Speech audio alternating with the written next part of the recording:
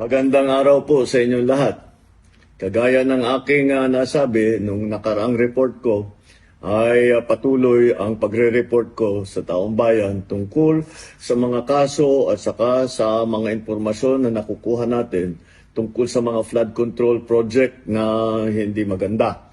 At kaya ngayon ay nais kong ipalaman sa ating mga kababayan na ang ICI at saka ang DPWH ay lahat ng nakuha nila na impormasyon ay ire-refer, ibibigay na sa ombudsman para imbestigahan ng ombudsman. Ito ay tungkol sa mga impormasyon ng dating Speaker Martin Romualdez at saka ni Saldico. Pag nakita lahat ng ebidensya, baka mag-file ng kaso ng plunder o anti-graft o indirect bribery. Malakas naman ang loob natin na yung ombudsman, ang ginagawa lamang ay sumusunod sa ebidensya.